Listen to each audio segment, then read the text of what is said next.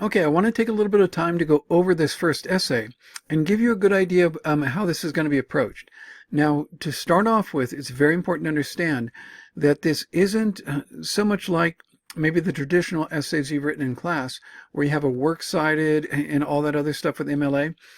I'm going to approach this somewhat differently because I'm really emphasizing the readings, that you understand the writers that were innovating during the modernist period, during this one, during the Harlem Renaissance, the post-colonial, and the later writers, that you understand the writers more than it's about formatting the essay.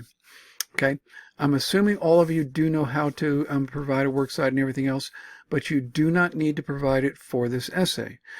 Instead, before you open this assignment, make certain that you have a solid understanding of either James Joyce's Evelyn and how those aesthetic theories apply with spatializing, or you have a very solid understanding of Hemingway's Soldier's Home and how those ideas of spatialized aesthetics apply to him. Either way, okay? Before you start writing, you should have a very clear idea of either one. You have until the end of the day on Saturday to complete this, but get a good idea. Take some time to get the readings out and kind of map out what you're going to do. These ideas do apply about spatializing aesthetics, which is the notion that two things are simultaneously present, okay, in the writing. And you see that in Hemingway and in Joyce, but you see it throughout the modernist writers that we've had. You can see the way the past is still present for the different perspectives in Eliot's The Wasteland. But also in James Joyce's Evelyn and in Ernest Hemingway's Soldier's Home, both of the lead characters, Krebs and Evelyn, are struggling with other parts of their lives that are holding them in place. These other parts of their lives, their memories and emotions of these things that have happened to them, are still present and holding them still. Okay, that's what I want you, looking into these stories, to write about. We're not going to write on Eliot. But it's certainly present. I just felt Eliot was going to get a little too scrambled, a little too difficult. And so you're going to write on one of those stories, and what you'll do is write very much in the style of an in-class essay. Let me show you what that looks like. Let me shrink myself up. Here's the class, and you will see the essay in week 4. You can pick on week 4 down here, or the artwork is lined towards it, or you can do modules, okay? And so if you click on week 4, you'll have this video lesson right here, in Birth of Modernism. Those are the readings, and here's the essay assignment, okay? Or if you go through modules, it's over here. And you can go down all the lessons we've had. Here's week 4. Here's the Birth of Modernism reading. I will have this lesson posted right here. And then here's the assignment. Very important. Don't open it until you are ready to write, okay? You should have a cup of coffee with you. You should know the readings. I would encourage you to mark the readings up so you can start writing and sip your coffee as you please, and then go at it. It should take about an hour to write, about an hour, but I've given you 2 hours to write it. You only have one attempt on it, so make sure you're ready before you start, okay? Let me jump down again, and let me go ahead and click on it so you know what it looks like, okay?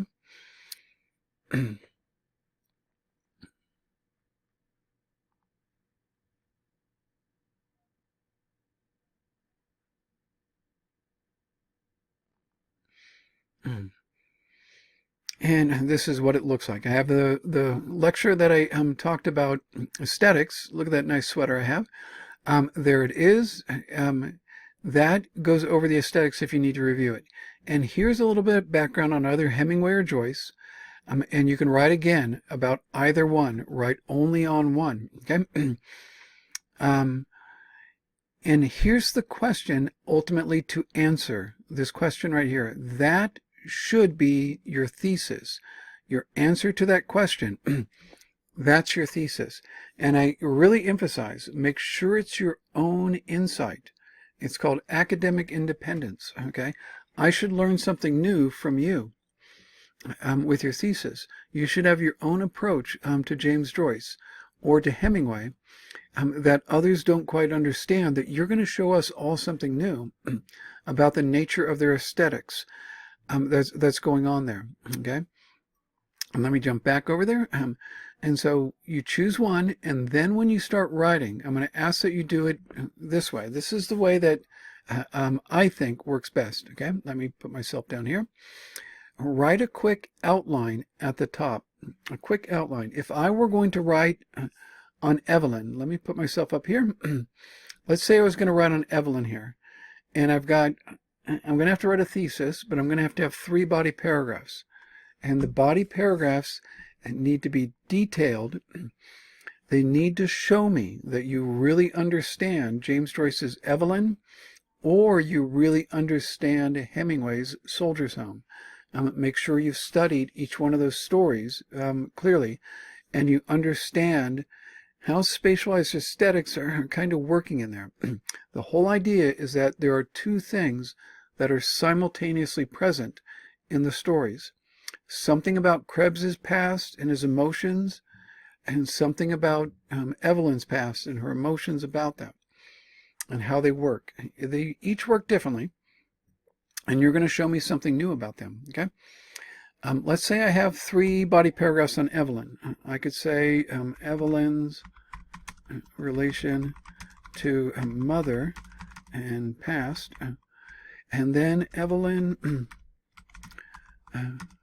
relation to her job and Dublin, and then I could do Evelyn relation to her father and brothers. That would be my little quick outline. Nothing detailed, nothing in depth. Just that's where I'm going to go with my essay. And that will give me an idea of what I'm going to write about. Now, and then what I do is I write my thesis. My thesis is going to answer that question right here. How is the past made present in the actions and emotions of the primary characters of either story? And so I'm going to write one single sentence. That will be my thesis. One sentence that's going to be my insight into Evelyn and how her mother is still present with her, how her position or her job is still present with her, and how her father and brothers are still present with her and kind of holding her. That's going to be my thesis. Okay. Something about that. I'm going to put it into one sentence, and it's going to be at the top. Okay. And then I'm going to go into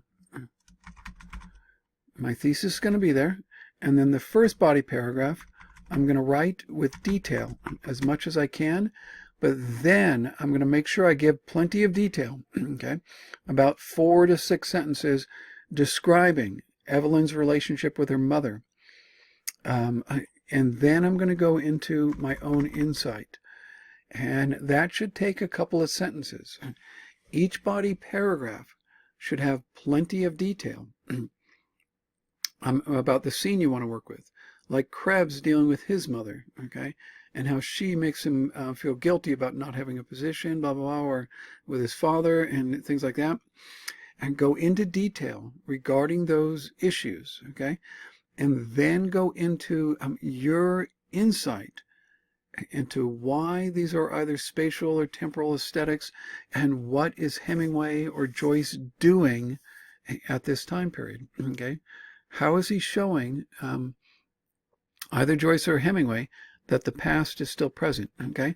Go into detail in the body paragraphs, and then at the very end, restate that thesis one more time so I can't miss it. Okay, so restate it at the top and restate it at the bottom. And at the very top, you should have a quick little outline for organizing your body paragraphs. And then again, I can't emphasize enough. Go into detail. Show me you really understand the story. But most importantly, in each body paragraph, go into how you think these are modernist aesthetics. And you're going to give me your insight and how those emotions or how those memories are still present, your own idea for your interpretation, okay? Best of luck with this, guys. I'm looking forward to your essays.